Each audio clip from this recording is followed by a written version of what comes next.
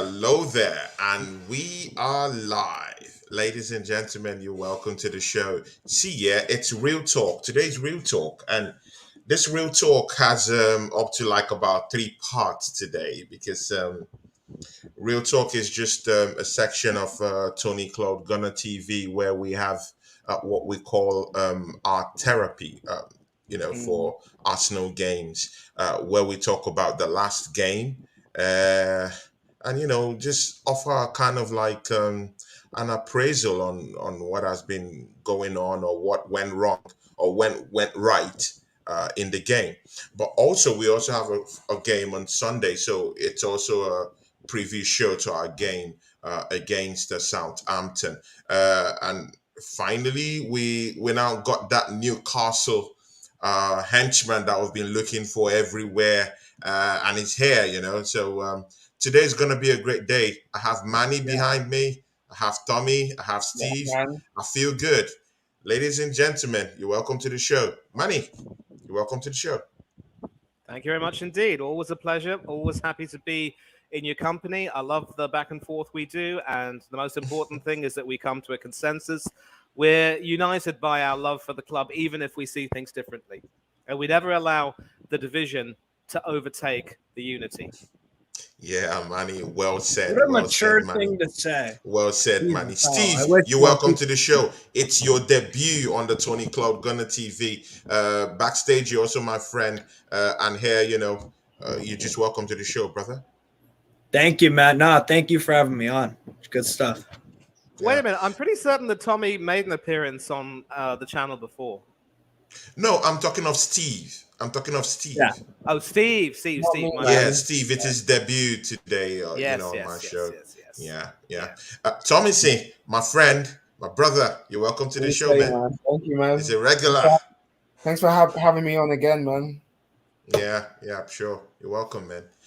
See, guys, let's start with that Arsenal therapy first of all. Manny, take us through that game yesterday, and just offer a therapy for us. I mean, there really is no therapy that needs to be offered. I mean, I will say right now that if it's therapy you want, you will get it in the form of this. All of the apprehensions that we had about how PSV could prove to be a difficult opponent. I mean, what we saw in the actual game, it was like we just had flashbacks of the North London derby because PSV offered nothing, and it really, it befuddled me to see that one of the greatest strikers in the world in his peak, and someone who tried to wind us up by saying that we would never have had the invincible season if it hadn't have been for his penalty miss. By Nistelrooy. Well, yep, and I remember that in 2003. Yeah. yeah, exactly. And of course, Martin Keown going all up in his face. He was man of the match, but for us, but I think he pretty much overdid it in many ways. But He actually said that he was going to come into the Emirates and get a warm welcome. Can you believe that? Mhm. Talk about that's what he Dutch said. delusion. The deluded. I mean, I've heard of a Flying Dutchman, but clearly this Dutchman was so high. It's the deluded one. I don't dislike Van Nistelrooy. It was what a player he was for Man. I don't dislike him. Like I have nothing against Van Nistelrooy. One of the best strikers I've watched in his prime. Yeah. Look, no doubt. I mean, no doubt that he was the top striker in the same way that Teddy Shep. Yeah. Martin Keown should same- not have got in his face back there. Martin Keown should just left. Just leave it alone. We got the point. Just leave it, man. Yeah. No. Allow listen, it, bro. No, Yeah. let me Manny, tell you continue something. with the therapy, please. Let me tell you something. I'm glad that Martin Keown did what he did because Van Nistelrooy thought that he could, just get under our skin and then try and rub it in our faces with a goal. But then, Sure. because there was a lot of contention about that penalty, so Keown obviously, he saw it fit to rub it in his face, and that's the kind of bulldog spirit that we missed for so many years in our defense. So we could have lost that game back then. Exactly, and that's why It's when lost, Van guys. Nistelrooy said, That's why Van Nistelrooy said what he said. But it was amazing how a person who made his name as one of the most lethal and attacking finishers put out a team that didn't seem willing to try and attack us from the get-go. I mean, both teams from the very beginning had the same 4-2-3-1 formation, which both Arsenal and clearly PSV like to play. Tactical analysis shows that in the games where they blitzed Zurich for 5 goals on both occasions, they played that 4-2-3-1 formation with Sangare playing that sort of a holding midfielder role that normally Partey would play. And on a different subject, if PSV don't progress any further in the competition, I wouldn't mind signing Sangare as cover for Thomas Partey. Yeah. I mean, he probably didn't do necessarily too much, but whatever he did, he was decent. But then they offered nothing. They offered as much, in a way, as Tottenham did when they came to the Emirates. And we were having a lot of the chances. We were making the runs, all of the possession. And yet when it came, it's like, let me say, it's like you prepare to ask a girl out, you're dressed to the nines, you're well groomed, mustache trimmed, beard clean shaven, hair nicely cut. Not me. And then when it comes, not me. Me neither, obviously. I mean, if you look closer, you can see that I've got some, scruff over here, which I have to get rid of. But I just once went you come barbers up to, today, man. yeah, Happens to yeah, the but best of us. yeah, but then once you come up to the girl, you completely choke. Yeah, You bottle that it. is a, yeah, that is the, Bother it. Yeah. yeah, that was probably the best way to describe our attack for the most part, because we simply weren't able to have that quality in the final third. Eddie Nketiah himself, for the most part, was one of the biggest culprits, lacking in any form of quality. And I think Tony, you were on the watch along with Northside and Steve-O the Aussie Gooner. I think both of them were saying that Vieira never really offered anything. It was his big chance to audition to compete with Odegaard. And aside from maybe a few really good passes and one free kick, he probably didn't have the best night. I think he was kept quiet for the most part. And then, of course, Odegaard replaced him. So one thing which I will praise Arteta for is that he got his substitutions right and the timing right. He obviously saw that Vieira wasn't offering very much, and then Nketiah, I don't think, was offering very much. So he obviously brought on Odegaard for Vieira, and I do believe he. I don't remember when he replaced Nketiah. Was it in the 64th minute? I don't know, but he obviously replaced Nketiah with. I think it was Martinelli. I don't quite remember. Yeah, And barely 5 minutes after the substitutions, we ended up scoring.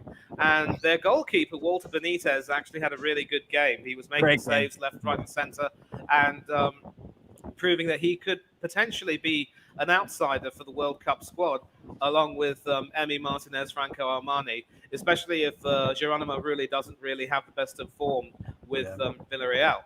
But eventually, it was a cross that came in. I believe Tomiyasu was pretty much in the thick of that. And, of course, amazing to see Granit Xhaka have the sense to try to swivel and hit with his wrong foot. With the right foot? Yeah, but technically it's his wrong foot. You know what I mean? Yeah, sure. It's a cliche. You know that. And, of course, he had the sense to hit it on the ground. And, obviously, I think Benitez got a hand to it, but couldn't stop it from going in. And when he scored that goal, the timing, just when the 17-minute mark was hit, that was quite important, because we got the sense that once we scored, there was hardly any way that PSV were able to come back. Now, interestingly enough, not too long afterwards, though, as I say that, I think they brought on a former Tottenham youth by the name of Madueke. Noni Madueke. Yeah. Madueke, yeah. Brilliant, And, brilliant young player. Yeah. He actually came on at the Emirates, of course, as a Tottenham youth, and he would have endeared himself to a lot of Tottenham supporters. And he actually was making a few runs going in later on, trying to take advantage of our somewhat tiring defence.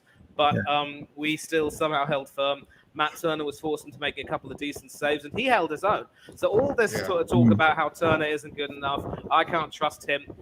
Give it a rest. He's done well so far.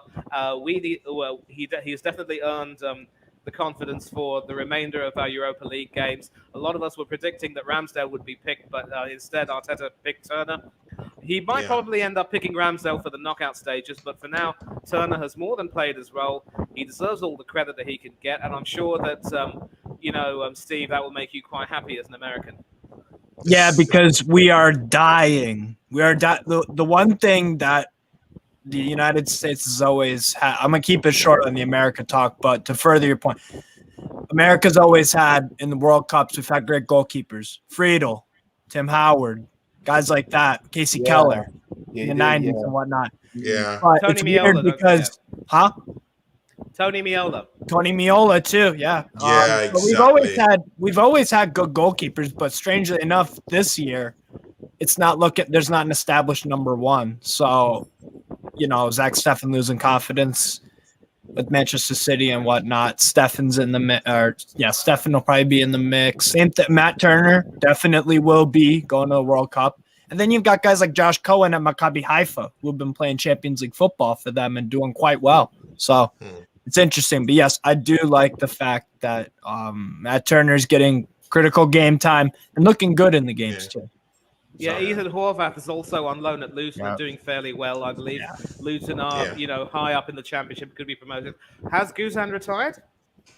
Guzan's not in the picture now. Right. Yeah. So all in all, I think there's a problem which says that they were lucky to get nil. And I think that more or less sums up PSV because they had some attacking talent, but Gakpo The had final some third opportunities. pass. Yeah, even them. the final. The final third also they lacked. They had lesser quality than we did in the final four. It must be said. And Gakpo was pretty much anonymous. So it begs the question. What exactly was Van Nistelrooy's strategy? Did he really have a plan to attack us? And it just goes to show that this idea of coming to the Emirates and thinking that you can just hit us on the counter and sit back and absorb our pressure is utterly stupid. And I think a lot of teams, a lot of smart coaches, whether it is whether they're Eric Ten Hag or Pep Guardiola or someone else, will do their homework and realize Eddie Howe. we cannot. Yeah. Yeah. Okay, I'll give Eddie. I will give it. I will give Eddie. He's Howe not in the his due. class of Pep and Klopp, but I was just talking good managers. But listen, I mean, yeah. So I'm sure. Yeah, so I'm sure they will have an idea of how to play, and they will do their homework and come to the Emirates. But look now with this win over PSB, another 1-0 to the Arsenal, we are in pole position to qualify as group winners. We've already secured qualification for the knockout stages. I just hope we do not completely bottle it and end up going into the playoffs, but I do not see that happening. The only way that would happen is if we end up losing to both PSV and to, I believe, Zurich. And I do not see that happening. Zurich can't buy a win. They can't buy a win in the Swiss Super League either. They've been slightly better in Europe. Yeah. Okay. Tomisin, are you there? Yeah, I'm still there. Yeah. Tomisin, please just tell us what you think about that game yesterday. I was at work yesterday, so I couldn't watch the game. Okay. I watched the highlights though at home. Okay. So what did you make of it? Xhaka's goal was good, fantastic. Even though I haven't been a fan of Xhaka because he's annoyed me in the past, but he's actually been one of our important players. I thought we bossed PSV. I thought we were the better team, and I thought we have to be ruthless in front of goal. This is what annoys me. We're not ruthless in front of goal. That's not good enough. You have to be ruthless. But anyways, and to be honest, we only needed a draw to qualify anyway. It's a good win, but we only needed a draw at least to qualify. But I'm happy with the win, and bring on PSV away, man. And what about that? What about that Xhaka goal yesterday? It was fantastic. Smart goal because he realized he was seeing where the play was going. Everybody was going towards that right side, and he just took a few steps back and was like, okay, if there's a ball in the box. PSV center back, he'll be there because PSV's defenders were busy ball watching, and so Xhaka literally just took a few steps back and was like, "Okay, that you're gonna give me space, I'm gonna take advantage of it," and he did. Gonna take advantage of it. Smart. Okay, see, there's this guy yesterday that Arsenal wanted to buy during the summer, and his name is Cody Gakpo. He plays for PSV Eindhoven. He has space. He's fast. He can score goals too. He's good in the Dutch Eredivisie. Did that guy give a good account of himself to give an headache to Mikel Arteta to be able to buy him come January. Tommy, any What? ideas? Repeat that again. Cody Gapco, Did he give a good Uh, impression? I don't. did he I give a don't. good impression? I don't really. I don't know. I don't really. I don't. I haven't really watched him that. I don't really. I haven't really watched him that. And I haven't really watched him lately, but I think he looks like an alright player. I wouldn't say well because looks okay. I'd probably say, but I've watched him a bit. He looks alright. I don't even know personally if I want him. Would you Personally, buy him? Would you buy him? probably because we do need another winger. But personally, for me, I want Leroy Sané. I want Sané, man. Good. Steve. Because I What watch did it. you? I What did? watch Yeah, Cody yeah. So what in did the you make of Eredivisie. Cody Gapco? Did he Yesterday confuse you in wasn't any his, way? yesterday wasn't his best performance by far, and that's kind of the story with Cody Gakpo. This season in the Eredivisie and in Europa League, it's kind of up and down. Some of the times he scores goals. He in the game he's not as involved, but he gets his goal. So that is good because great players, what they tend to do is even if they don't have the best of game, they make an impact on the game. He didn't do that yesterday.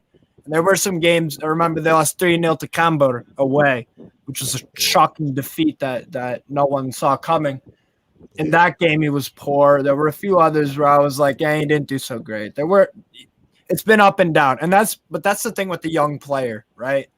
If Martinelli can make it from the 4th division of Brazil, clearly the Eredivisie is, a lot of steps above that. So Yeah. there's still hope for him. And clearly Martinelli has worked out because he had to learn in the beginning and he had the injury struggles also, which isn't great. But, I think he's just got some more learning to do. I think another season at PSV would definitely benefit him. Would benefit Yeah. him definitely. If That's what they I think. If they play Champions League football, that will also Yeah. be a benefit to them because they missed out on, they lost to Rangers in Yeah, on the the last one to playoff. Rangers. Yeah. So Gakpo, I feel like something else also needs to be said about him is I didn't feel like Eric Gutierrez or Philippe Max were giving him enough support runs, driving the ball, getting it to him. None of the PSV players really, they battled, but the quality was missing there. And like I said, the final quality third, was missing there. Yeah. there was some nice build-up play, but the thing is that defensively, Arsenal, Tomiyasu was great at sniffing out all the danger and realizing, okay, Gakpo's trying to move, so in regards to Gakpo, I want to see more of this season from him if he can find that consistency. Yeah. Yeah, me too. I felt they totally shut him down yesterday. If that game yesterday was an audition for him to come to Arsenal, I would give him, a pass back. And I don't really think he did enough. He committed himself enough. He got into the right spaces enough to actually give Mikel Arteta that headache and say, hey, you know what? Come transfer January period, I will go get you. He didn't give him that headache. And I also Manny, what do you say to that? Yeah, listen, I think I already answered the question. I saw you nodding your head. So now I reserve yours. I was shaking my head, and I think it's fair to say that on the evidence of today, no, he didn't do very much to make us really interested in him. To answer your question, I think there are quite a few Arsenal fans who have said he really needs to do a bit more. It's also quite telling that in terms of his goal output this season, certainly in the Europa League, he hasn't really scored too much. He's been part of a team that has scored plenty, and obviously with that attacking Arsenal, pun intended, I was a little bit apprehensive, but he really didn't do too much. And I think, as Steve has said, he will need to develop a little bit more with another year in the Eredivisie and really try and concentrate on getting PSV back to the top, because for the past few years, it's as if Ajax have been running away with everything. But PSV haven't had a bad start, and it's sort of like a thrman race at the top right now. I believe AZ Alkmaar, PSV, and Ajax. Exactly. AZ Alkmaar is also there.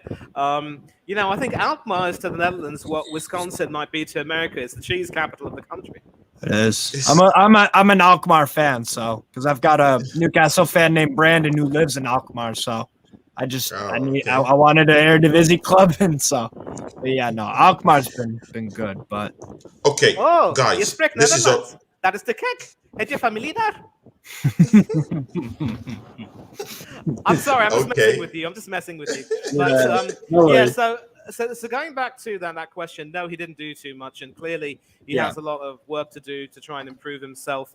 Mudrak certainly would be a better option in some ways because he has been consistently impressive for Shakhtar Donetsk. Yes. The only worry Yeah. that I have is that if Shakhtar Donetsk go quite further in either the Champions League or the Europa League, there is no way that they are going to want to let their star boy come to Arsenal to try and compete with our star boy, if you know what I mean.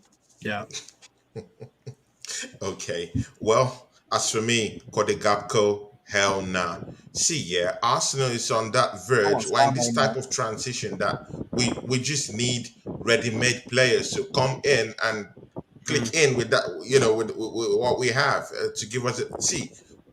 I know many people don't accept that fact yet, but we are in a goddamn title charge right now. As of And as what, of as of today. I said to as people, of today, exactly. I said to people, it's a three-horse race. I've said it's a three-horse race between us, Man City, and Tottenham. Even though they lost, you can't write them off though. I put. No, how can you write? You can't write them off. Of Yeah, course, they will come back. yeah. They'll I bounce put back. all That's for three of sure. us in. But the I thing don't. there is that whether we like it or not, we are in a title charge. So what we have to do is to go into that January market right now. Edu should be identifying On players the that we phone. should exactly should be on the phone, calling these players, calling their Scouting. representative, scouting. But instead, we got a gift today. What was that gift?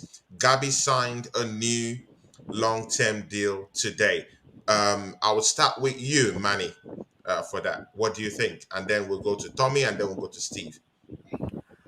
Why is Gabriel it? Magalhaes, new contract, long-term contract. Why is it? Mikel Arteta smiling and Edu smiling at the other end in the picture. What do you take up? What's your take about that?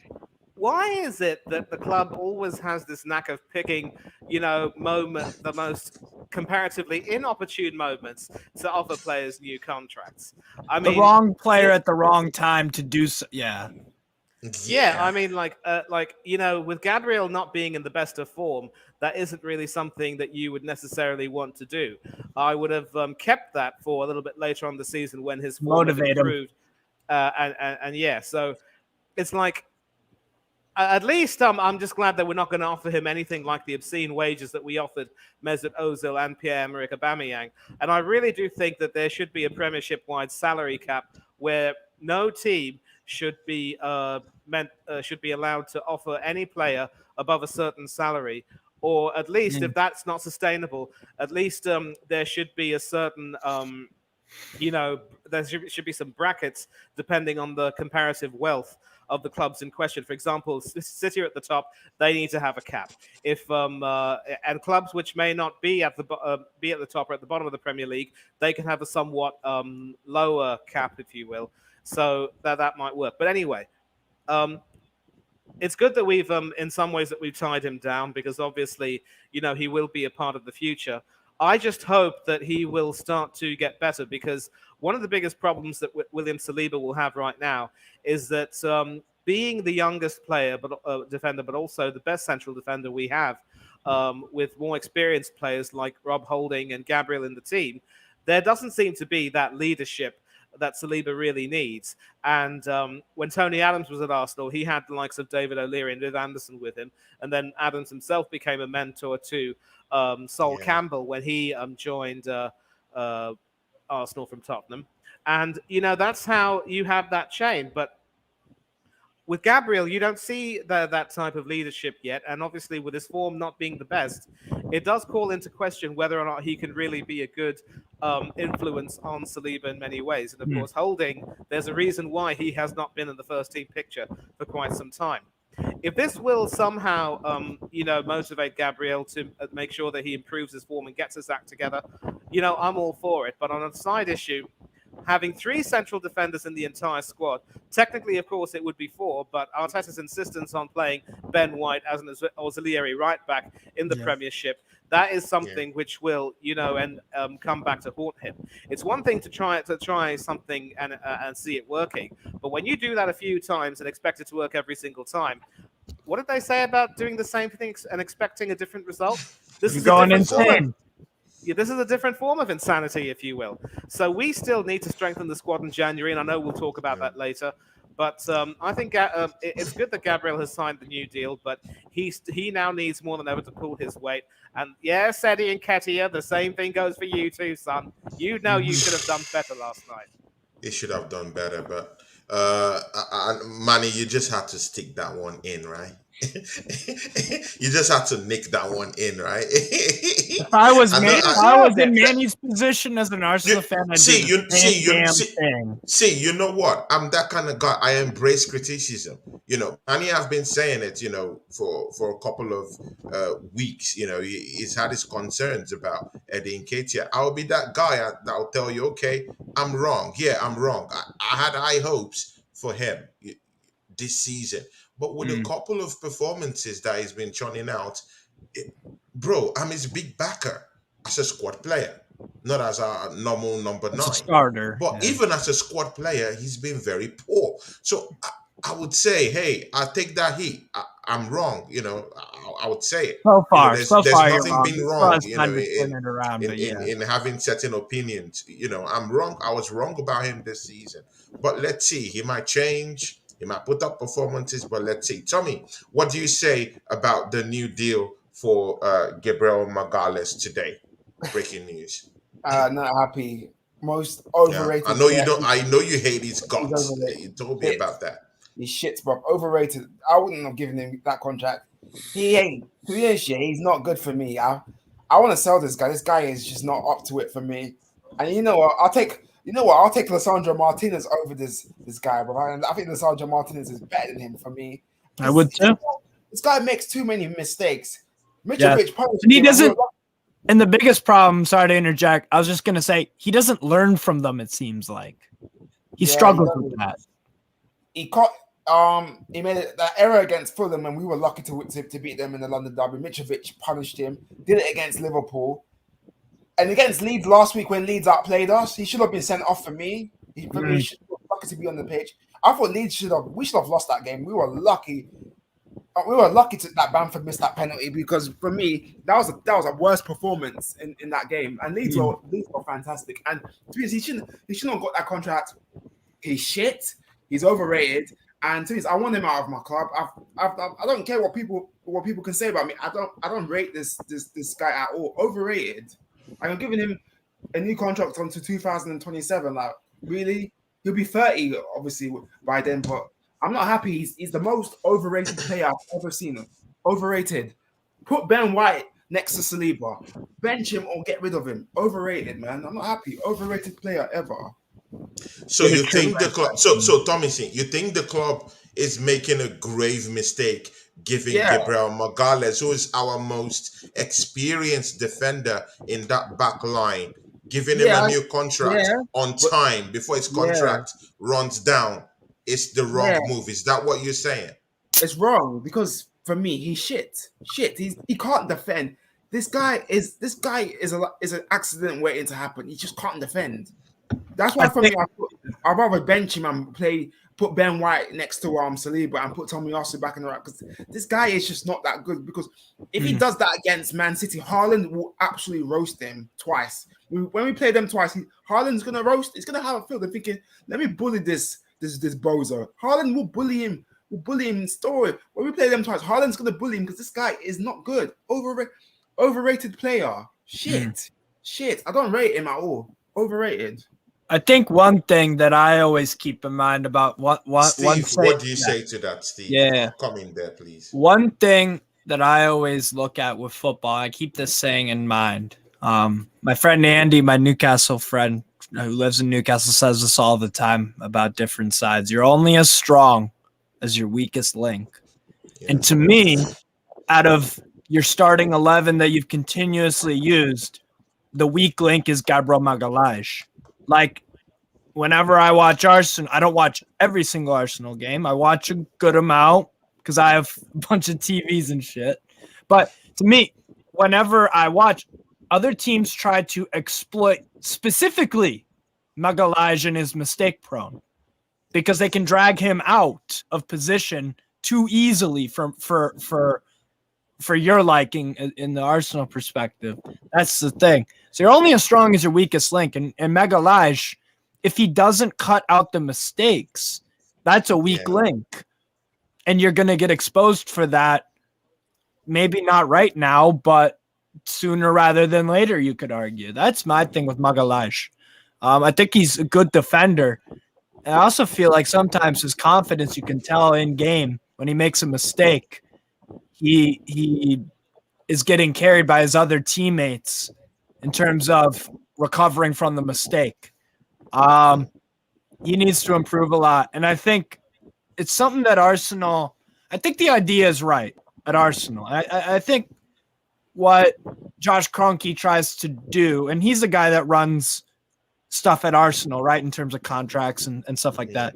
I remember last year, Arsenal were saying, they put out a statement saying, oh, if we make Champions League, because it looked, in that time, you guys were in very strong position to get top 4. And then you release something about the ticket prices for Champions League. It's like, wait, we still have a few months of the season to go. It's like, what do you do? You know, I feel like you guys are trying to be ahead of the curve. There's a difference to me between being ahead of the curve and jumping the gun. Giving Magalhaes, who has been the weak link to me for you guys this season, giving him a contract extension, I think is being trying to be ahead of the curve. But I think it'll be jumping the gun. I think maybe what they were trying to do was to incentivize Magalhaes to give him the contract, be like, hey, you don't have to fight for your place. Like, we want you here. We like you. But you have to think about what works. But again, it could also be a business move. It could be a financial move. At the end of the day, you know, it could be a business move.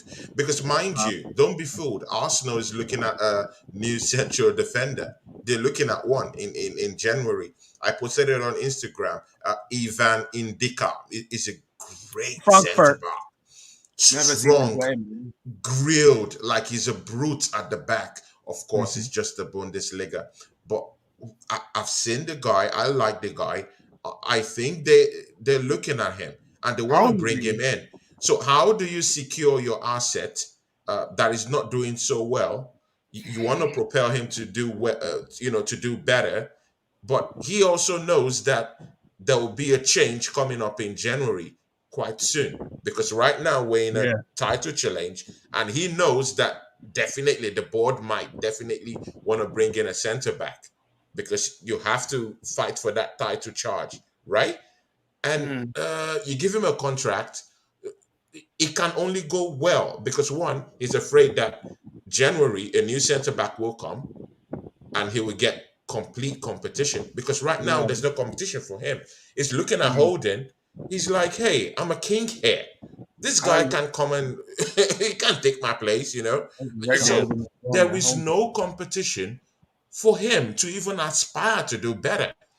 Especially if there's an injury to a center back also, then it's even more established. He knows he's going to be in the team. Holden doesn't inspire fear. He doesn't. So I blame the board for all this mess that we're in terms of players not playing, to their potential, our lack of depth in terms of our squad depth. I blame Edu. It's the board. It's the board. This is their problem. I'm blaming Edu as well for this. I don't trust Edu with signings, to be honest. This is why I'd rather have Overmars, man. Arsenal legend. I'd rather have Overmars over Edu for me. Okay, money. In the news, I'm sorry, we're supposed to head a different direction. But of course, the talk is already heated up. It's taking a new turn now. So this week, it came out on the news that 2 other clubs are going in for Edu. That, in fact, they need him as soon as possible. Like, they really need him ASAP. Manny, if you were part of the Arsenal board, or let's just say you're a fan that just loves Arsenal, would you sanction that move right now? If it meant bringing in someone like Overmars and making our dear friend Tommy happy, I say why not? Because as much as we would like to berate Arteta for a lot of the misfortune that has happened, especially, our penny wise, pound foolish approach in the transfer market. It's Edu who has pretty much been at the forefront of all of that with some really harebrained decisions. Let's not forget that Marquinhos, whom we still want to see promoted, was actually the subject, of course, of a rather, shall we say, contentious transfer from Sao Paulo, where we could have got him for free, but ended up paying £3.5 million. That particular Questionable. thing, I mean, kickback written all over it, and Edu should be given a lot of the blame because he was the one. He was one of the main people behind the strategy of just trimming the wage bill in January, not getting anyone. We could have gotten Grimares, but instead he went to Steve's lot, and Steve's lot, pipped. Reaped the benefits almost immediately as soon as Eddie Howe integrated him. I wanted Bruno Guimaraes. I wanted him. What a player! I wanted him. Exactly. We should have gone for him. Even Paqueta. Why did they allow him go to West Ham? Yeah, exactly. This is the problem. See, and this is why I have no problem with Mikel Arteta, because it's not Mikel Arteta telling these guys not to get these guys. It's the board. It's the board. Arteta's part of it though with Edu. They discussed this together. He's part of it. You can't defend Arteta on this. Exactly. But you cannot tell me. But again, you cannot tell me that there will be a player out there to improve Mikel Arteta's team, and Mikel Arteta will say no. You can't tell me that Paqueta had a chance of coming to Arsenal, and Mikel will say no. I don't need him. I don't believe that. I'm going to disagree. I don't believe I'm going to disagree. Because Newcastle. Tommy, let me speak. Because I was asked the question. Sorry about that. So I'm sorry, but that's the way it is. So listen, Arteta was the one basically who started the process of dismantling the FA Cup team almost immediately after that success. And there's another thing which I want to talk about, but I don't want to. Now's not the time. But some of the decisions that he's made with regard to several of our players has actually led many of us to question whether or not he actually does have an eye for talent. And I think it's fair to say that with regard to Jesus and Zinchenko, he did hit the jackpot in the summer transfer window. But aside from maybe a few sporadic performances, the other candidates which we got, I mean, they never really they haven't, as of yet, really lived up to it. I mean, Vieira scored that peach of a goal against Brentford and had everyone purring over him. And, of course, he also had another goal in the Europa League. But, he hasn't really done very much since. And it's basically been, hit and miss, up and down, whatever you want to call it. Same thing with Marquinhos and a few other players. So, Arteta cannot really be trusted in many ways to have a genuine eye for talent and really make a decision as to who would be the best fit for the club. And several of the players he, jettisoned have since gone on to do really well elsewhere. Emiliano Martinez being a case in point. Yes, I know Villa are not doing well, but in the past 3 seasons since joining Aston Villa, he has been their best and most consistent player. So anyone who chooses to come at me, wind your neck in. Huh? You not let him go. Yeah, we shouldn't have let him go. Absolutely. And if we hadn't, Leno is not even all that. Leno ain't that good. I would have kept Emmy. I was gutted when he sold him, and he sold. I agree. Guendouzi as well. We know Guendouzi has an attribute, but Guendouzi for me should be here. Quality. I would take him at Newcastle immediately. Agreed. And even Tavares is doing really well at Marseille. So was he really as bad as people made him out to be?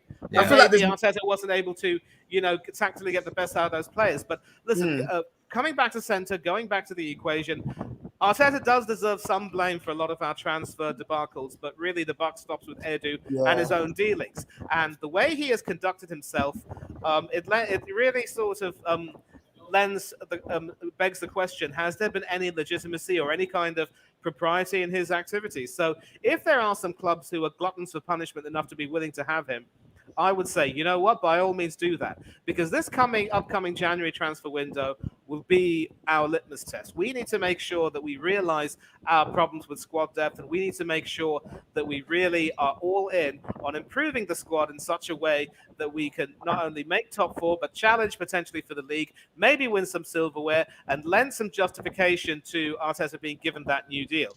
So, because clearly, contrary to what the song says, he does not know exactly what we need. And I think we need to accept that. See, Steve, if it was you right now, Newcastle, Okay. would you take Edu right now? No, because Dan Ashworth for me has a much better eye for talent, and you see that Yeah. with all his You brilliant can't argue with recruitment and that. scouting You at can't argue. Brighton. You can't. You can't argue with that. It's true. Go on, Steve. Go on. And I wouldn't take Edu. I feel like he hasn't. I feel like the other thing that you guys have done outstandingly poor in is moving players on and getting some money for them, like Pablo Mari. Yeah, we knew he wasn't. Guys like that, you let Aubameyang walk out for free. It's stuff like that where it's like you have some sellable assets, but you get nothing for them. So it's like that's going to affect FFP and stuff like that. And a good sporting director and a good manager will be eye to eye on stuff. Hey, does this guy? What do you think of this guy? I think we should move him on just because I don't see him being a part of a long-term project. Okay, I'm going to get on the phone with some clubs that might be interested, and we'll sell them, during the summer and whatnot. And it just seems like you guys have not managed to get much money at all for those kind of players like Pablo Mari, Guendouzi, Aubameyang, Lacazette left on a free. So that kind of stuff, you can get away with it when you're in Newcastle. Yeah, because our deadwood is guys like Jeff Hendrick, who we could sell for like $1 million. He's shit. Chris Wood hasn't lived up to the price tag. It's only garbage. Chris Wood, garbage. Exactly. He hasn't lived up to the price. But that's the only blemish on Eddie Howe. That's the only blemish. The other transfers we've had have been superb. But wait, what is hard? I'm sorry, Tomisin, I'll come to you because you have to answer that question. But what is difficult in having a transfer plan?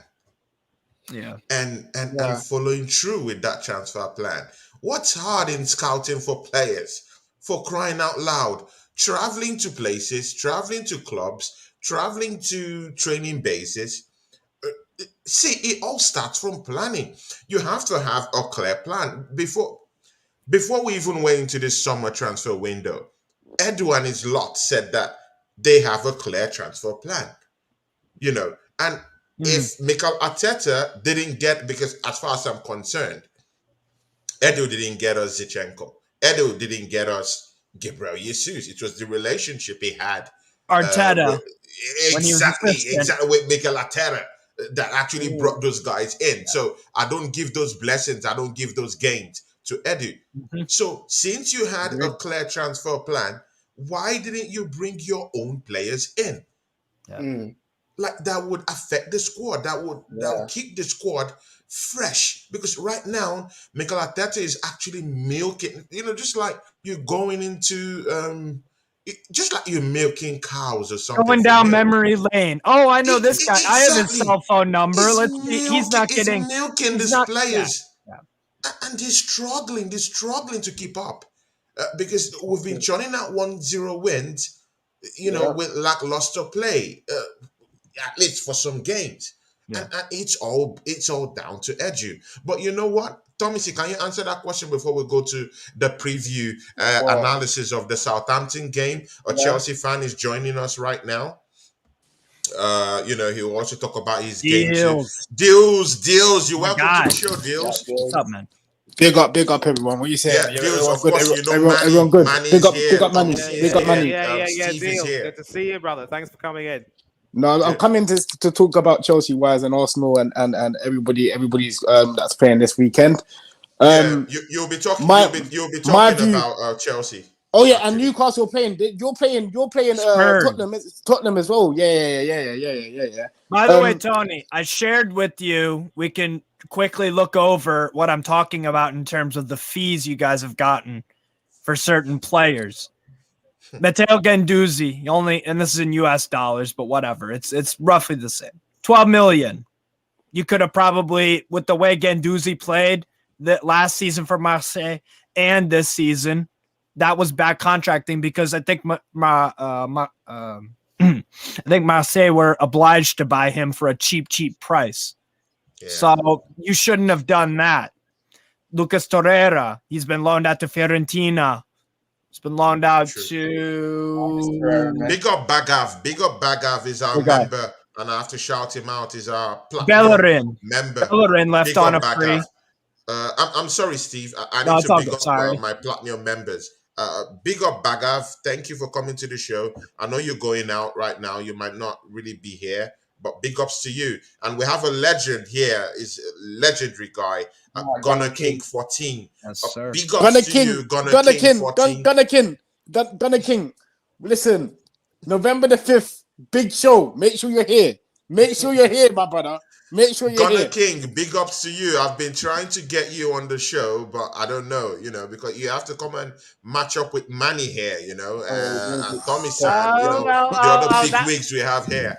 That's going to be epic because, listen, I mean, Gunner King and I have a mutual friend on Twitter. He knows Nipun Sharma from the football podcast on NUFC. Yeah, Nipun Sharma. Shout out to These two have the most hilarious video exchanges on Twitter. True. Gunner King. The fans want it. The panel wants it. When are you gonna drop the gauntlet and come into the show and just let the boys know who you are? Gunner King. I'll be waiting. My lines are open. Come in. The boys want it. Deals, we need to get into our club's preview games. So let me just start now, please. Manny, what do you think about Arsenal and Southampton?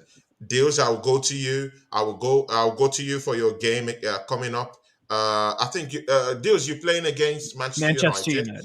Yeah. Yes. Steve, you're playing against Tottenham Hotspurs. And of course, Tomisin, you would also back up Manny after he finishes. So, Manny, Arsenal, Southampton, take us through it.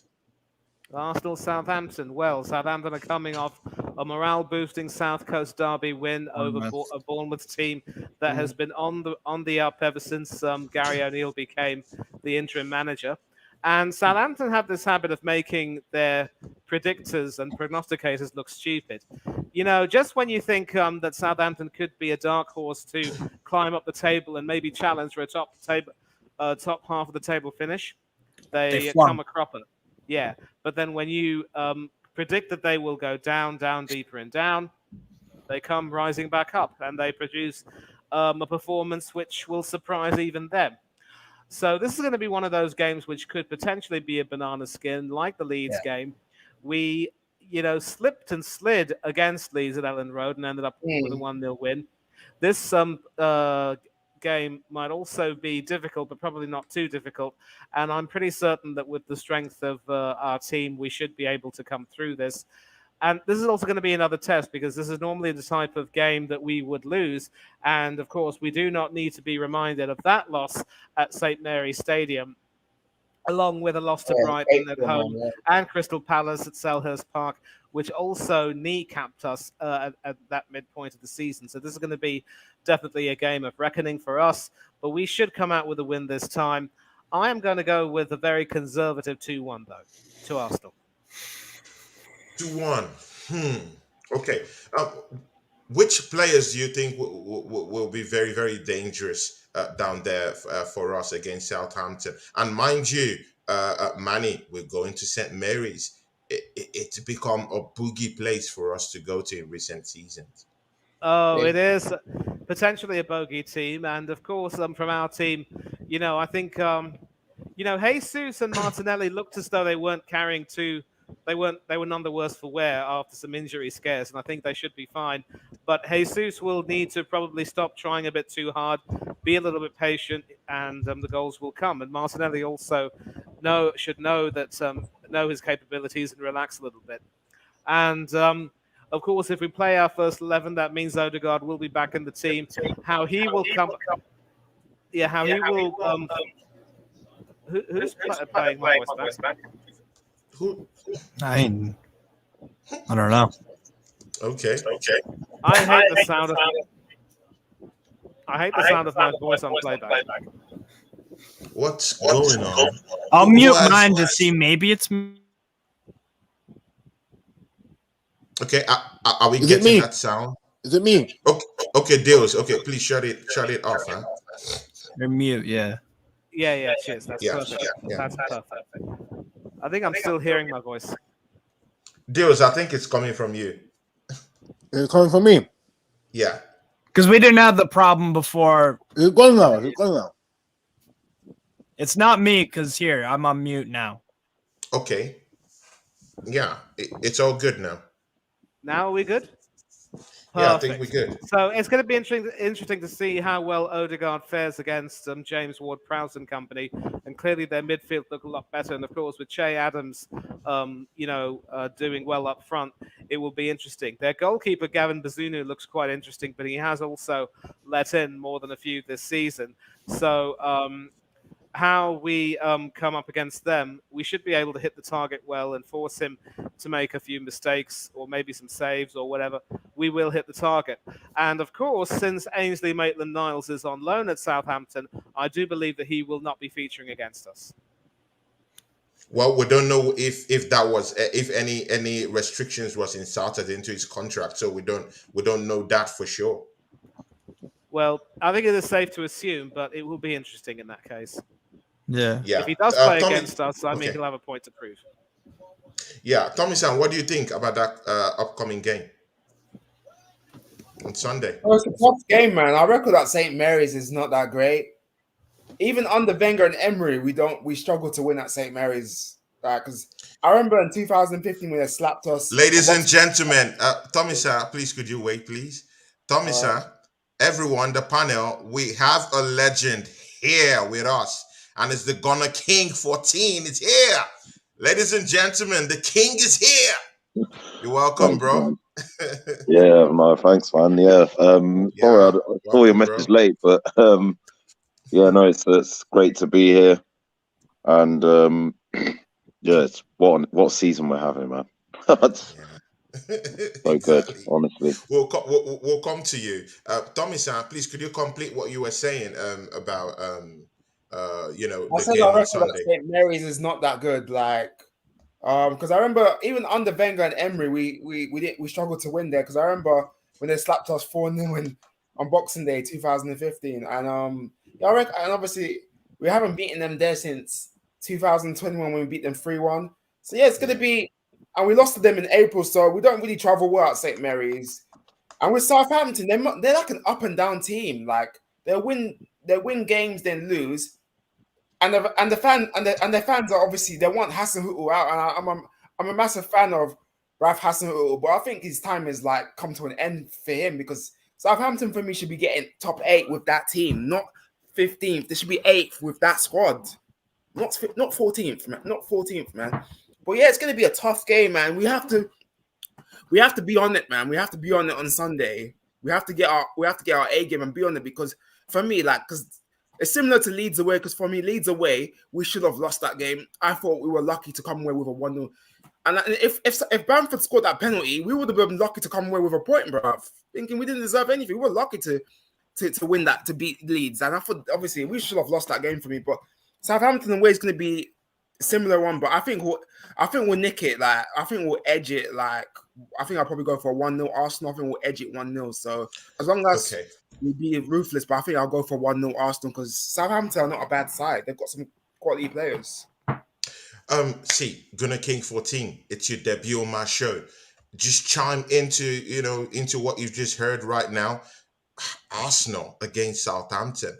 See, they just got a win last weekend. It's a 1-0 win against that lowly team called Bournemouth, 1-0. See, their strikers aren't scoring.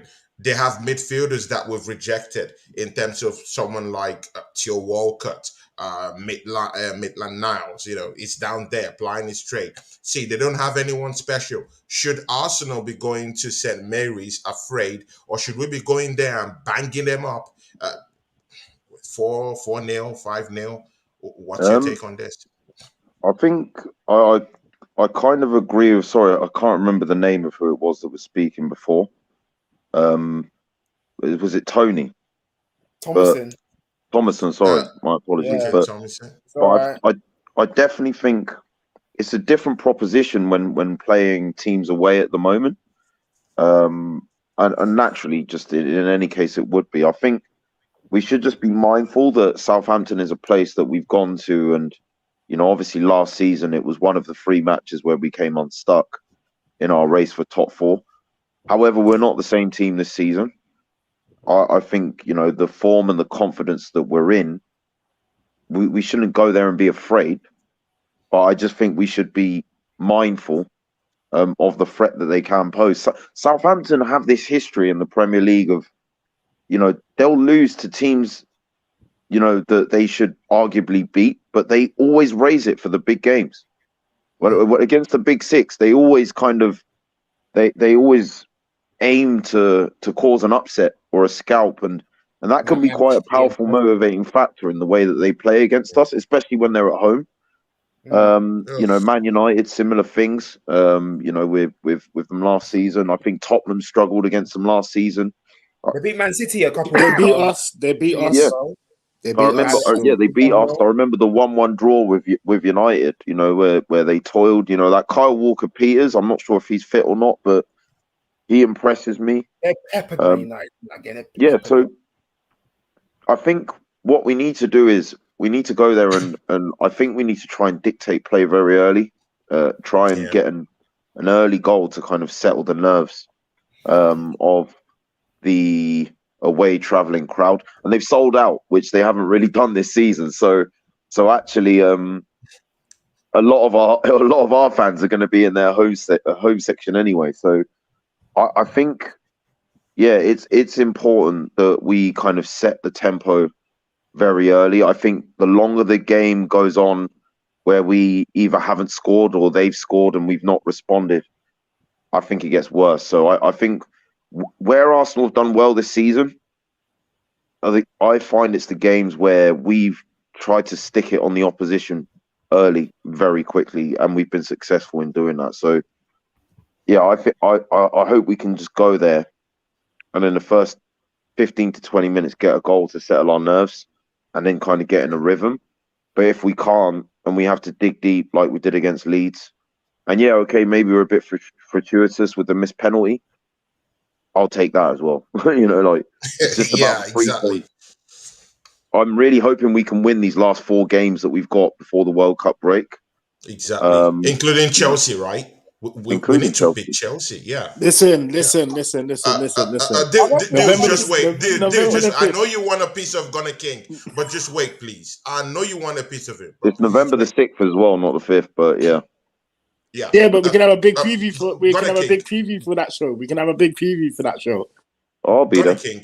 So, what's your prediction for the match? Arsenal Southampton final scores. Southampton. I think I'm going to go with 2-0. 2-0. I think very conservative. I think if we can get an early goal, maintain that lead, I think Southampton committing men forward can create kind of like the Palace game, how that played out, the first game of the season. That game could have been 2-2 because they were good in that second half. Crystal Palace absolutely battered us in that game. They did, but I think as they committed more men forward, it allowed for the space to counter for the second goal. Space to counter, exactly. It's high risk, high rewards anyway. Steve, okay, please just come in with your Newcastle Spurs game. Because whether we like it or not, Newcastle United is one team. Gunner King, Manny, Tomisin, Deals. You can actually believe that right now. Newcastle just slowly creeping in to that. They are. They're creeping in, and they are that team that is becoming more seasoned and more difficult to beat. You see what happened against Manchester City. They have the balls, they have the cojones to go to big teams and try to beat them up. Now, they have the quality now as well. They're adding quality. Exactly. That's the hallmark of a team that wants to go to top 4. They're hungry. They need it. And they're showing us they need it. They've gotten a draw against Manchester City. See what happened last week against Manchester United. Taking out a draw from them. that showing signs of creeping They to could that have top won it four. in the Steve, Newcastle. what can you tell us? Your game against Spurs, what's gonna happen? Just give it to us quickly What do I before we go to think? Chelsea. What do I think is gonna happen? I think it'll end up being a draw. Just because I have to give credit to Spurs. They are a good home side. But the thing is, we're giving anyone and everyone who we play, regardless, a game. A very, very competitive, on the edge game. So very optimistic in that regard. We have the best defense in the Premier League. 9 goals conceded through 11. That's nothing to turn your nose up at. Licking toes. Jesus Christ. And I think we're playing very well. And there are a few things that really stand out to me about Newcastle at this moment. I think in the Premier League, no one copes with injuries better than us because we've had to deal with the constant problem of Callum Wilson getting knocks all the time and long-term stuff too. ASM is he misses probably 10 games a year for injury, not all at once, but kind of game by game, hamstring here, strain there. So, other injuries to guys like Trippier had injury difficulties last season. Guimaraes this year has missed 2 or 3 games. And everyone has stepped up when they needed to. Yeah, we haven't always won games, but we've gotten some positive results and performed well. Okay. Do you think Antonio Conte, with everything going on with Tottenham Hotspur right now, do you think he's coming to play fossil football down there in St. James Park? Do you think he's coming to pack the bus and wait to catch you guys on the break? I think maybe the past 2 games has been this kind of game plan. We take it to the opposition first half and then we sit off second half. However, I really want to see Eddie Howe take this game to Spurs and make some rotation in the squad because he doesn't change it much. One thing about Eddie Howe is when you win or get a very good result, like Old Trafford 0-0, then you get to start the next game, even if it's a midweek. But I think he will have to do some rotating. What's your final score for that game? Final score before we go to deals, because I want to end this stream very That's soon. Tottenham Hotspur Stadium, by the way. It is at White Hart Lane, yeah. Okay, it's in White Hart Lane. Sorry. So what's going to be the final score for you? I think it's going to be 1-1. I think it's going to be 1-1.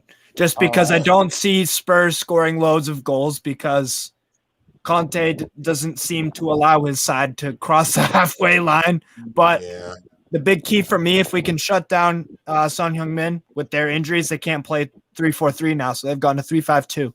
And this means with with those 3 defensive midfielders in that midfield, all their creativity is Son Heung-min and Perisic with the crosses. You shut those 2 guys down, Kane becomes a hell of a lot less effective. So I'm feeling pretty confident that we can score as well because I think that backline of Spurs can be got at because they invite you into their half of the field to get shots off. Manchester United had 28 shots against them, and against Everton, who were terrible, we allowed 1 shot. Not one of those was on target. Tottenham a different side without Kvetsky. Okay, cool. Deals. Please just give us a quick one. Chelsea Football Club against Manchester United. Tell us what's gonna happen on Sunday. I think we're gonna win. I think because if you look at the way that Potter's came in, now he's came in reminding me the likes of when Tuchel was here. Yeah, when he first came in. Not talking when it went down to problems. I feel that obviously we haven't been playing that great recently.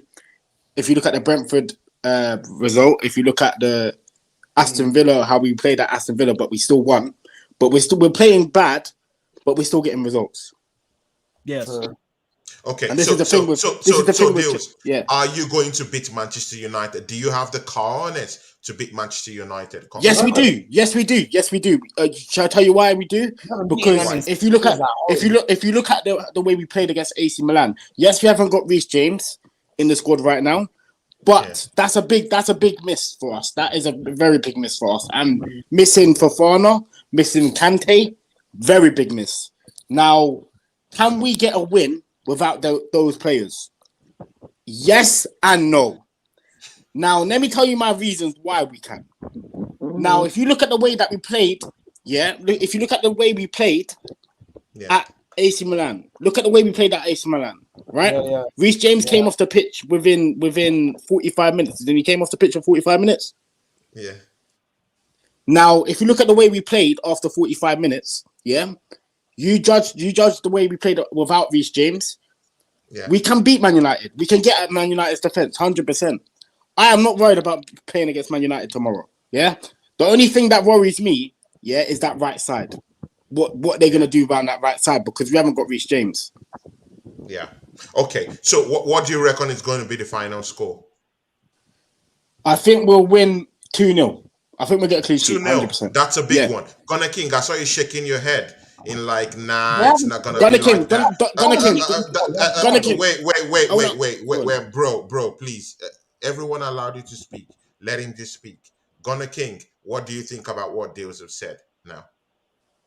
Uninterrupted. Listen, I think Man United and Chelsea are both improving under their new managers. Okay. I think Potter definitely and Ten Hag are philosophers of being more possession based with the football, which is encouraging. And look, we can say what we want about Tottenham. They're a good side that have only lost twice this season in the league. They've won in situations they shouldn't have. They took points from Chelsea in a situation when they shouldn't have. Yeah. And United consummately beat them. And I'm not talking about they scored 2 goals and part of the bus. They literally, what was it, in 30 minutes they had 15 shots in the first half. Okay, they weren't clinical. But that was the most complete performance I've seen from United for a very long time. So you don't think they're going to be tired tomorrow? You don't think they're going to be tired to come to the Stamford Bridge? No. Because I look at depth, right? They haven't got the depth. Now, if one of their players get injured, they're finished. Yeah. So I'm looking at how this game's going to go, right? If they're gonna come out and play off the park and try to play counter-attacking football, that's who's in all our hands. Yeah, Potter knows how to beat Ten Hag. He's beaten Ten Hag before. Don't forget at the start with Brighton. Fundamentally, you didn't beat Chelsea. You didn't beat Spurs at home. Yes, we did. Yes, we did. No, let's not have this conversation. Listen. Listen. What you want about Listen. They got saved by the ref, mate. They got saved. Let me finish here. You drew with Spurs at home. Yeah, United consummately ripped them apart. It was like a kid pulling off the legs from a spider. You know what I mean? Like, it was like, don't sleep on United. Your record against them in the league is terrible. I don't think you've beaten them in the Prem. I'm not scared of them. I'm not scared. I don't think you've beaten them in the Prem since 2017. I'm not scared of them. You couldn't even beat them in your. You couldn't even beat them in their. You couldn't even beat them in their season of banter. That was the last last time they beat us at Stamford Bridge? When's the last season of banter? You couldn't even get 3 points. I don't know where this chest is coming from. We can just do this. We can just do that. Gunnar King, I'm looking at. Yes, they've beaten you. They beaten Tottenham. Yeah, but we are not nothing like Tottenham. So for you to judge us like we're Tottenham, stop thinking that, my brother. No. I'm judging you from the perspective of playing Tottenham this season at home. Yeah. With the benefit of having your home crowd behind you. Yeah. The ref saved them. Wait. Let me finish. Let me correct what you just said. Yeah. I'm judging the fact that you have played Tottenham at home. We have played Tottenham at home, and United have played Tottenham at home. We have all played the same team effectively at home. Only one team can say they didn't beat them. That's not my team, and that's not Man United. Yeah. So what I'm doing is I'm using that as a litmus test to say, if that is the level, that you're at the moment. Okay, you've got a new manager now. You've got new players. You had new players that you had from the summer. My point is, I just don't think it's a foregone conclusion that you beat United on that basis. United beat us. Okay. Do you know what I mean? They beat Liverpool. They've got the best record against the Big Six of any Big Six team in the league at the moment. Okay, but hear me out. Like, these are credible reasons to say that I don't think that you're going to beat them. Genuinely. Okay, so what if Steve, your record against them in the Premier League as well, as I said, you haven't beaten them in it since 2017, I think it is. So, Steve, if you think that Man United are going to come walking over us in the bridge, yeah, they're gonna have a long day. Listen, I've already said this, yeah. They come out to play counter-attacking football. It suits in our hands. Yeah, it definitely suits in our hands.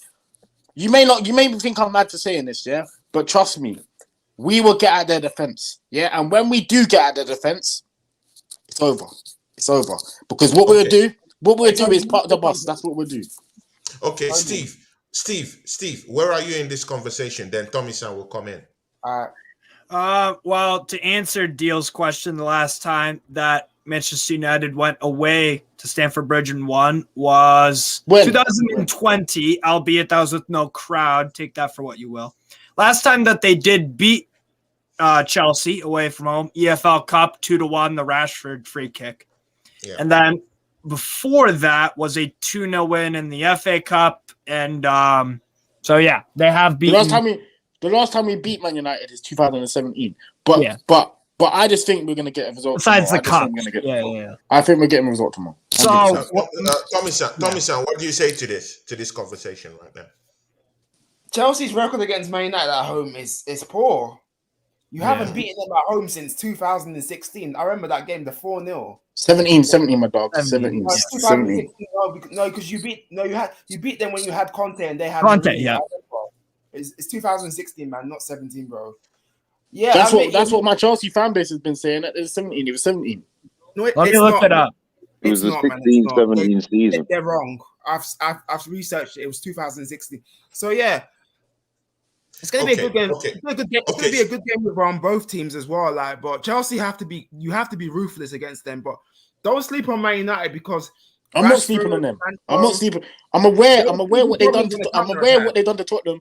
But I'm aware what they done to Tottenham. I'm aware that what they done to you. We lost to them as well. So yeah. But Tottenham, yeah, we can all admit here on this panel, Tottenham are not exactly the same like us. Yeah. Okay. You're trying to.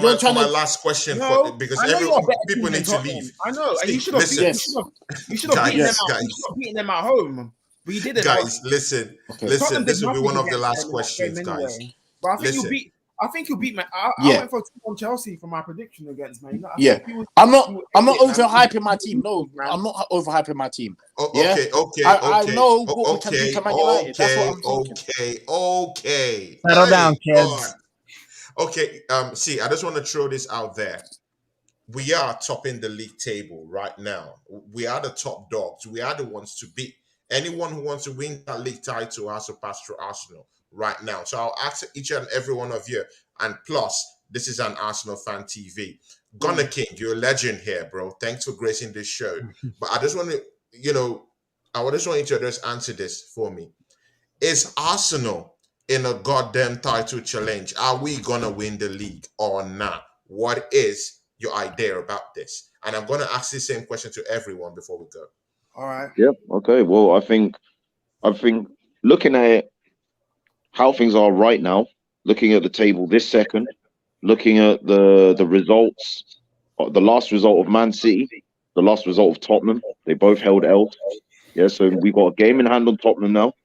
There's a 4-point gap between us and City, meaning that they have to overturn the results of 2 matches, not 1, to get that top spot back.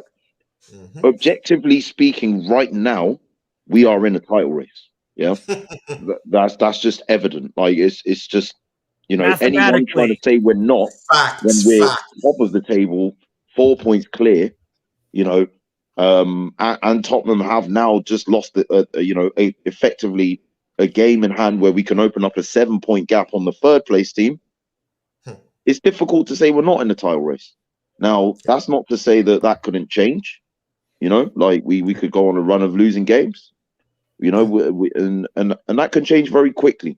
But if you're asking me to say right now we're not in the title race because there's only 10 games in, no, I'm not going to do it like that. I'm going to look at the table right now, the points tally, where we are, You know, the gap between the chasing pack after third place, there's a massive gap. We're not talking like it's like literally Tottenham and City are the only We're not. teams that Listen, are listen. We still remotely got. close. We still got. Deals, You know what I mean? please wait. Yeah. I'll Like ask you the same if you question. look at the fourth place team, I think what is Chelsea, yeah? With Yeah. what? How many points? 19, if 20. I'm not mistaken. 20. 20 points. So 20 points. they're 7 points away from us. Yeah. Like so Yeah, we got a game in you know, hand though. We got if a game. We if got 2 you're games in hand. yeah, no, wait, let me land, bro. Let me land. Right. Irrespective of what Chelsea have to do to win their game and how to get closer to us. Yeah. If you go to the fifth place team after that, yeah, there's an even bigger gap between us and the top, like at the top. So I'm looking at it from the perspective of where the chasing pack is right now. Yeah. And it's no team can win their next game and overtake us. Yeah. Right now. You're talking like 2 Massively. games where that's got to happen. So we're not really looking like we've lost 1 game, and since then we haven't lost again or even drawn again since. You know, we're putting good runs together. You know, you're looking at the standard and the quality of the team and the way we're playing at the moment. We're playing some of the best football in the league. You know, I would say us as City. I don't think anyone can argue. You know, and I think if one of these factors was evident in isolation, maybe I'd say maybe we're not in a title race, but we are playing some of the best football in the league. There is a significant gap between us and who is in second place. There's a significant gap between the third place and the fourth place teams and the fifth place teams. And I personally think a lot of people have been saying, yeah, but if you get this injury, you get that injury, you know, you haven't got the depth to mount a title challenge. So far, let me tell you about the injuries we've had so far this season. Tomisin didn't start the season. Tierney. He came in against Liverpool, put Salah in his back pocket. Yeah. Tierney and Zinchenko have been significantly injured for a number of games this season. Yeah. And Partey's been injured. So far, we've navigated this part of the journey into the season with 4 of our major players within our squad. Zinchenko, our new signing. Tierney, who was our first choice left back until Zinchenko came. Tomiyasu, who was our first choice right back until he got injured last season and has been returning from it since. We've been playing Ben White as a makeshift right back.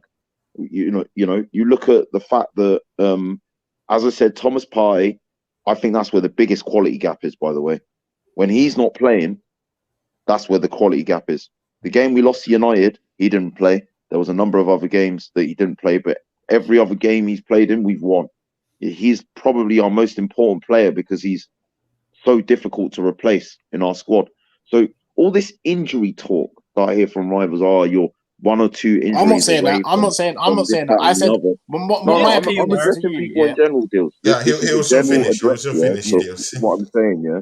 The general address that I'm making is, a lot of people are talking about our capabilities if we get injuries, but we have already been demonstrating this capability in our first 10 games and in our games in Europe, where Fabio Vieira's come in and he's contributed. Marquinhos has come in, he's contributed. So you've got these players that we've brought in that have shown we can contribute. All we need to do, in my opinion, is get through the next 4 games, right? Get to the World Cup break. Yeah. Pray that none of our significant first team players are injured. In that World Cup break. And Odegaard's one of our most important players and won't be taking part, by the way. So he's going to be rested. We need to get to that January window and we need to make significant inroads. Yeah. Get someone that can compete for Partey and play when Partey's not fit. So there isn't this massive quality gap, and get a winger. And I think we've got enough of a squad together to be able to continue doing what we're doing into the new year. But right now, like, as I said, I feel like right now we're in a title race, but I'm not deluded enough or naive to think that can't change. But you can't look at where we are right now, how we're playing, how we're performing. And to be honest, how underwhelming the teams that we're meant to be competing with are performing as well.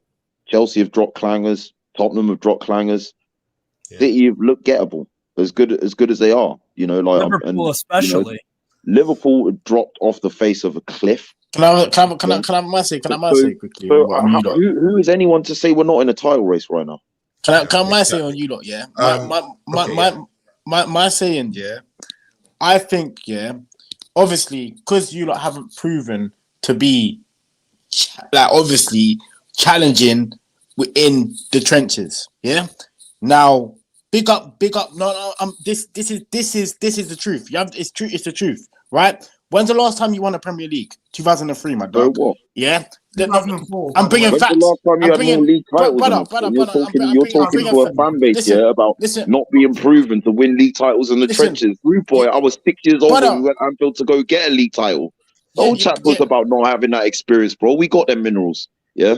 Where from, dog? Yeah? Where from? Listen, dog. Where from, bro? Bro, we were winning league titles 25 years before you even knew what one looked like. Man had to give you 10 Drake to go get your first one. So chill, bro. Listen, my dog. We know what we're doing. Listen. You know what we're doing, man.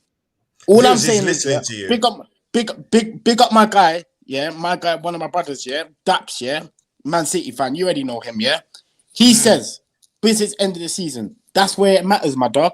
Yeah. Let's see if you're still there. Business end of the season. We can have this discussion, right? Because that's what he says. Down to business end of the season, they're used to winning the league, right? Now let's see if you're still there. Come business end of the season, we can have this discussion. Good. So Deals, I'll ask you a direct question right now because I need to move to Steve and to Tomisin. They said that October will come along and it would be difficult. Yeah, that will be out of that table. No, we didn't. No, we did not. No, I did not. I said the game in October yet. I've been saying it. Isn't it nearly November now? You know I'm when still business. looking for the L we took the whole of October, bro. So keep writing us off. Keep underestimating us. You know when. Listen. You know when business end of the season is. You know when business end of the season is. You know when time gets tough. I know for a fact. Yeah, I know for a fact. Everyone was looking at October and looking at us to fail. Yeah. Okay, come April. Am I wrong? April, everyone was saying after we faced our first test against Man United and failed, that we would go into October and do the same thing, and we didn't. So keep talking about the business end of the season. I will see you there, brother. Now, Deals, it's time for you to talk. Deals, that's where I'll see you, man. I'll say that now with chess as well. Where do you see Arsenal ending up this season? All right, my guy. Winners of the league, top 4. Where do you see Arsenal in this season? I think you'll get top 4. But you ain't winning the league. Simple as. What position? You'll be around second or third. Second or third. Then Chelsea. Where do you put Chelsea this season? I think we'll be around third or fourth. One of the two. Third or fourth. That's one of the two. Okay, good. Yeah. Tomisin, are you there? Yeah, I'm here. Good. Now, with everything we've done this season, win 10 games, good and okay. We'll be making our 11th one on Sunday. Now, where do you reckon Arsenal will finish at the end of the season? Please, a quick one before we go to Steve. I'm going to say second, man. I'm just being realistic. Second, right? So we're not going to win the league, right? I don't think we will because Man City are just too strong and KDB, Haaland, but we'll try it. I think we'll fight to the end, but I think we'll finish second. I think they'll just pip us and we'll finish second. And yeah, but we'll fight to the end, innit, man? Okay. It can even go to the wire. It can go to the wire, you know. It can even go to the wire. Okay, so where do you see Chelsea's Chelsea's position in that league table come end of the season? Tommy, talking to me. Chelsea, Chelsea are fourth. Chelsea 4. Newcastle, do you think they're going to break into that top 4 circle this season? Nah, man. Not What position do you put them in this season? I think they'll finish 7th. I think they finished 6th. I think they finished 6th. 7th. Okay. Steve, yeah, okay. It's your floor. What position?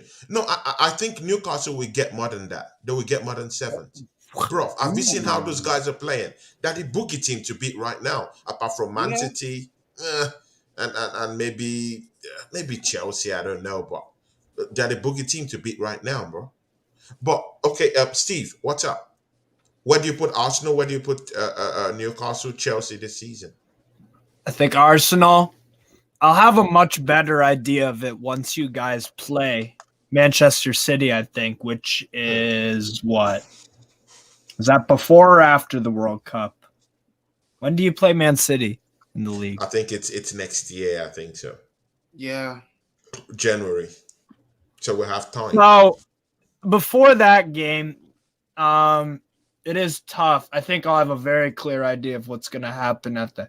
But I think it'll end up. Arsenal will end up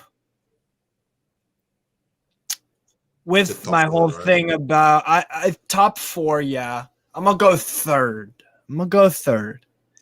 I see Chelsea finishing. I think they will significantly strengthen, and I think they'll get second, and I see Liverpool fourth. You think we'll get second? Wow. I'm sorry. Liverpool Listen. Because I think Todd Bowley will have the money. Arsenal Listen, currently I leading Liverpool with 14 I don't know about that points. still. I don't know about that still. We Yeah. need to catch some points. Wait, you We see, can still you lose see games. hypocrisy in this You league. thought it would Yeah? drop out? See, Team in London a finishing Liverpool above us. fan called me up yesterday, 2 a.m. in the midnight. A friend of mine, he called me from Liverpool, and he told me, "You know what, Anthony? Liverpool are gonna win the league just after winning 2 games." They are not winning the league. He said that they're gonna be challenging for or they're gonna win the league with just 2 games that they've just won. Nah, they're in the recently. top 4 race. So Liverpool. I don't understand the kind of hypocrisy going on here or the hocus pocus going on here. But if you guys are putting Liverpool that we're now leading with 14 Liverpool points fifth. right No, now, and they're you not guys getting are top 4. tipping They're them not. They're to not come getting to top top 4. 4 or even win the league, then it's all hypocrisy, man. I don't even I think mean, Liverpool. Put respect on Yeah. our name, bro. The Put thing, respect the on our thing name. why I'm saying this right now is because I feel it's just so unpredictable. Like if you ask me this next week, I might say Liverpool, no way they're making top 4. I kind of fluctuate with my opinions just because I don't want to be too dedicated into something. There are some things where I'm like, I absolutely believe in this, and maybe that makes me a horrible person. I don't know, but I can't make up my mind because Liverpool pulled a miracle off that season that they got top 4, the Allison goal against West Brom. It just seems like I just feel like with Liverpool, they'll be able to pull it out of the bag again. And I honestly think this will be Jurgen Klopp's last year as Liverpool manager, to be honest, because with Spurs and Conte, I can't trust Spurs. I just can't. That's the reality of it. Conte is great, but I don't know. And as in regards to Newcastle, I think we will finish 7th. Just because these injuries are we are overperforming, and like I said, I think no one does it better than us in the country in terms of performing. I see you guys in top 6 actually. Like You 5th. guys are gonna break We can get 5th or 6th. You never 6. know. I see you. I think they got them 6th. I think if we can start turning the draws we got at Manchester United into wins, then I can start seeing. To me, I just think we are the best of the rest in terms of the traditional top 6. I see us as the strongest. Tony. Stronger than Manchester United? Possibly. Above them, you never know. Things like to implode at Manchester United and at Spurs, so maybe we could. West Ham, I feel, also could have somewhat of a resurgence. Good. So, Now I just want to look for a little bit of a trouble before we close the show. Gunny King, see, when we face Chelsea, they're the next big team we're going to face, actually. When we face Chelsea, what do you reckon we're going to do to them? What's the scoreline going to look like? Do you think we're going to put them on toast? And Dales, I'll give it a chance to answer that question, and then we'll close the show. We're gonna do what we tend to always do at Stamford Bridge. The last 2 consecutive league outings. Even when Arteta would just come in, he didn't know. Like people, he come in that Boxing Day. Put these man to the sword. Exactly, bro. It's not going to be any different. Listen, Chelsea are not. They're not the same no more. Arsenal are not the same no more. It's still a good sign. You look at the players they're missing. Please just wait, everyone. You will have your chance. You look at the players they're missing. No Reece James. You look at the fact that these man, they don't know what it is to sign a good number 9. What are you talking about? With Diego Costa, they think Aubameyang's the answer. Who's the answer? November the 6th, UFC. listen, he's just not. We got rid of him for a reason. And it's funny watching these Chelsea man do these U-turns, yeah. Suddenly, you know, going to sword and going to bat for him, yeah. When he was playing for us, they were laughing, you know, they were poking fun at us. You know, years ago when we were taking Cech, when we were taking David Luiz, when we were taking William from them, they used to laugh at us feeding off their scraps. And now look at it, the roles are reversed. Now you come to our table. Yeah, for what we used to Is it really? Is it really? Is it really? Listen. These two stars, dog. Deals. Let me talk, bro. Let me talk, bro. Oh, Yeah, let me talk, bro. Deals, don't Like do man this. said, you'll get your chance to talk, yeah? Yeah, two right, stars. I ain't done talking, bro. Yeah? The biggest club in London, yeah, the fan of the biggest club in London is talking, yeah? So I'll let you know when I'm biggest done, club. yeah? So let me tell you, yeah? Let me tell you what's going to happen. Let me tell you what's going to happen. Just wait. Jesus, Deals, can you wait? Jesus has been doing bits all season, yeah? That's the striker everyone's been talking about. Listen, other than Haaland, that's the striker everyone's been talking about. Don't no one know who Obama who is right now, yeah? Don't no one know who he is, yeah? You know, now you got the players that you bought in, like Fofana being injured, like, listen, you man are getting terrorized. Yeah, all right, Martinelli and Saka are literally going to roll you up and put you in the fattest joint, bro. Listen, my guy. Listen, my guy. Okay. Make sure you're there for Gem. Make sure you're there for Gem's TV. Just like I've been collecting everyone else. Make sure you're there. Don't you worry about that. Make sure you're there for Gem TV, innit? Make sure you're there. GNA TV. Make sure you're there, my guy. Make sure you're there. What do you think will be the scoreline, Gunnar King? Because I'm going to ask that same question to Deals right now. I think 2-0, maybe 3-0. Good. Deals. Don't even see the scoring, if I'm being honest. Deals. How do you see that game going? Arsenal-Chelsea. Arsenal-Chelsea? I think we'll beat you lot. Let's be honest. Okay. I think we'll beat you 1-0. What, like you did last time? We'll beat you 1-0. We'll beat you 1-0. Okay. What, like you did last time? 1-0. Listen, we'll beat you. We'll beat you. Aubameyang's going to score against you. Aubameyang's going to score against you, yeah? I'm asking you to explain to me if you're going to beat us like you did last time. Listen. We're gonna beat you, but we came to your backyard last year. Can't even answer the question. We came to. Listen, you're forgetting. Are you gonna beat us like you beat us last time? You're forgetting how many cups is in my cabinet, dog. We're talking head-to-head deals. Listen, bro, you haven't got the question, bro. Are you gonna beat us like you beat us last time? Yeah, we will beat you. Yes, we'll beat you. 100%. Like you did last time. We'll beat you. Yes, we'll beat you. But did you beat us last time? No, we didn't. Okay. At our ground. Listen, look, we beat you at your ground though. Like you listen, you say you beat us at our ground. We beat you at your ground last time. 2 games we played. You want to talk? Listen, no. Listen. And the pre-season you guys game, are basing off. Listen, you guys. Yeah, I see you Arsenal clowns just talking shit. Yeah, running your mouth. Yeah, keep on running your mouth. I swear down, dog. Yeah, come November, my guy. Yeah, make sure you're there for GNA TV, my guy. Make sure you're there, okay? Gems TV. Good. You know who Gem is, yeah? Good. Make sure you're there. Good. Okay. Make sure you're there. Make sure you're there. 6th of November. Guys, in fact, the season didn't even start, bro. Imagine spending $250 million on your team, yeah, to look worse. Sacking your manager after 7 games. You lot never learn. So listen.